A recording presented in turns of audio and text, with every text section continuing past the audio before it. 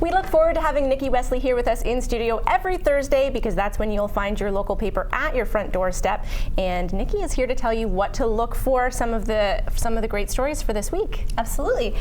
So up in Milton, the Milton Canadian Champion, we have a great story by Herb Garbett about the smile zones at the Milton Hospital. So this is 9 new spaces, and you'll see them here.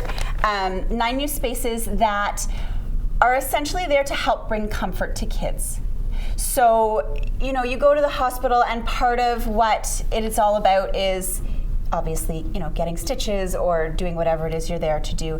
But there are so many other ways to comfort people while they're in the hospital, whether it's a glass of water or a blanket or, you know, just a friendly smile. So keeping in mind that a good percentage of the people at the hospital are children, they've added these 9 smile zones that are really geared toward the kids. So they're bright murals done by a local artist.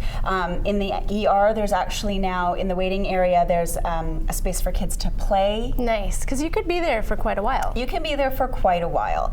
And I think that just bringing those elements, those bright colors in, will help it feel more like home and less like an institution.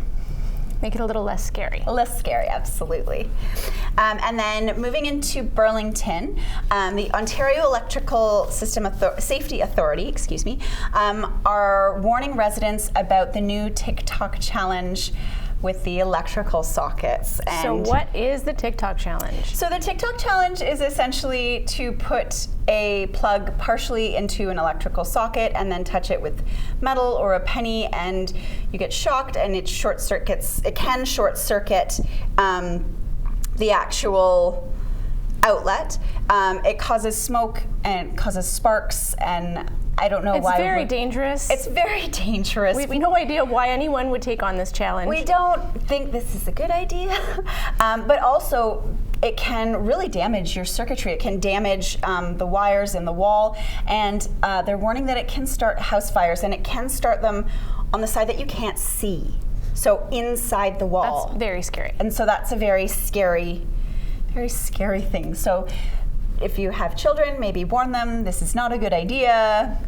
Exactly. Go back to the ice bucket challenge. Yes, and that one was for a good cause. I don't know why this would have even taken off in the first place, but it has, so speak to your kids. Be aware.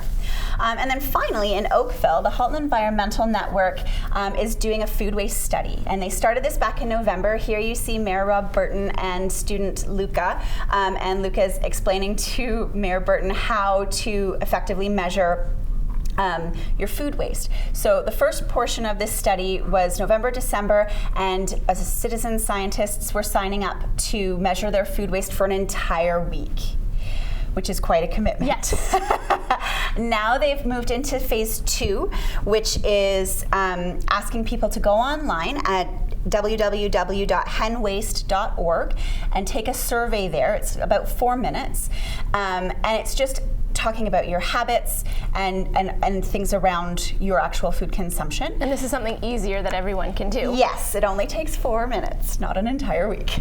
And so this is a first of its kind study, and what the Halton Environmental Network is going to do with this information, they're going to look at it and see how that we can reduce our carbon waste from food waste, and then they're also going to look at new programs to help educate the public. So it's a really innovative thing that they're doing right now.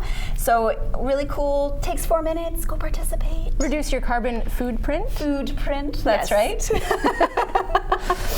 yeah. So you can find more of those details in the paper, and you can contact Metroland on their website, Facebook, or Instagram. Thanks so much for being here. Thanks for having me.